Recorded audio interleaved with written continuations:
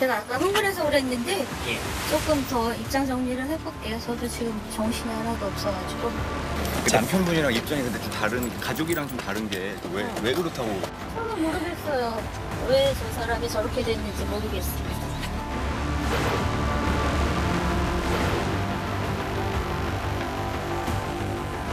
보스에게 불리한 법정 진술하는 걸 막으려고 부하 입막으려고 마피아 영화에서나 나오는 극단적인 증거인멸 시도이고 사법 방해입니다.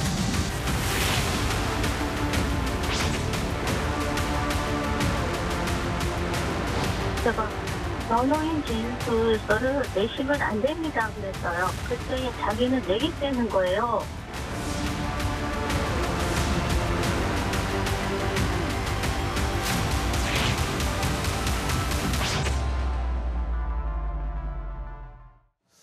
자, 이화영 전 경기도 평화부지사에 대한 재판이 어제 있었는데 어제 재판은 제대로 진행이 안 됐습니다. 파행까지는 아니고 반쪽 진행?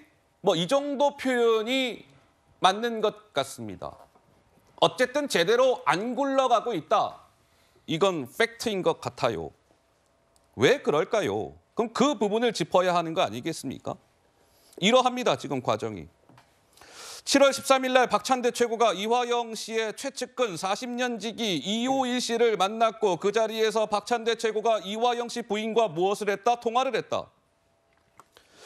그 이후에 이화영 씨 부인 백모 씨가 그 이후에 이 과정들에 빠짐없이 등장을 합니다. 보세요. 7월 18일 탄원서 내고 7월 25일 법정에 나와서 소란 피우고 8월 8일 이화영 부지사의 부인 백모 씨랑 같은 취지의 주장을 하는 김영태 변호사가 법정에 나와서 사임계 던지고 퇴정하는 바람에 재판 안 됐고 비교적 최근 8월 22일 날 이 서민석 변호사가 그 이화영 씨는 나 저 서 변호사의 그 조력을 계속 받고 싶어요 했는데도 불구하고 서민석 변호사가 사임계를 냈어요.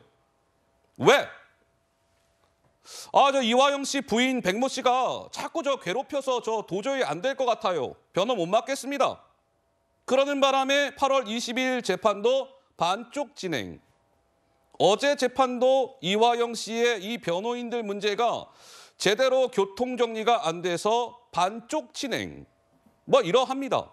우리 장 최고는 좀 일련의 이 과정들을 보면서 무슨 생각이 드세요? 그러니까 제가 장담하건대 근대화된 전 세계에서 이런 재판은 최초일 겁니다. 최초?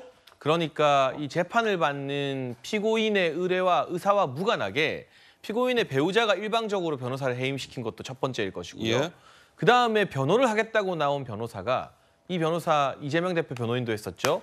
갑자기 검사랑 싸우더니 재판 중에 사임계를 던지고 나가버리는 것도 최초일 겁니다. 김영태 변호사. 네. 예. 그리고 이제 국선 변호인 선임해서 재판 진행하려고 하니까 뒤늦게 또 사선을 추가 선임하겠다면서 시간을 질질 끄는 이렇게 말도 안 되는 한편의 블랙 코미디 같은 해프닝으로 재판을 지연시킨 거 전 세계 어느 나라를 다 뒤져봐도 유례를 찾기 힘들다고 알고 있습니다. 이 이유는 무엇일까요? 무엇일까요? 이화영 전 부지사의 입에서 나올 말이 이재명 대표 입장에서는 무섭기 때문이겠죠.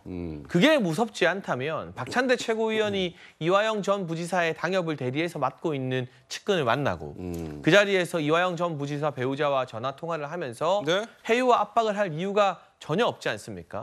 공교롭게도 박찬대 최고위원의 그 만남과 통화 이후로 이화영 전 부지사의 옥중 서신과 이 배우자로 인한 변호인 해임 해프닝 등이 줄줄이 일어났습니다. 네. 그런데도 불구하고 민주당이 집단적 사법 방해를 부인할 수 있나라는 질문을 드리고 싶고요.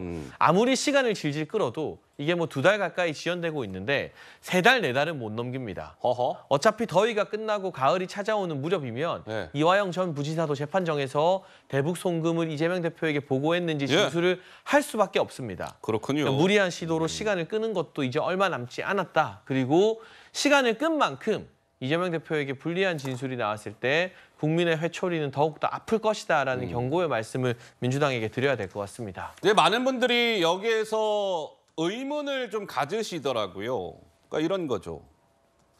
이화영 씨의 부인은 왜 당연히 본인의 남편을 보호해 주려고 해야 되는데 어떨 때 보면 남편을 좀 뒤로 하고 오히려 왜 더불어민주당 이재명 대표를 보호하려고 하는 것처럼 보이지? 부부인데 좀 이상하다. 뭐 이런 말씀들을 하시는 분들이 많은데요. 그래서 저희가 목소리 하나를 준비했습니다. 이화영 씨의 부인 백목 씨의 목소리입니다. 잠깐 들어보시죠.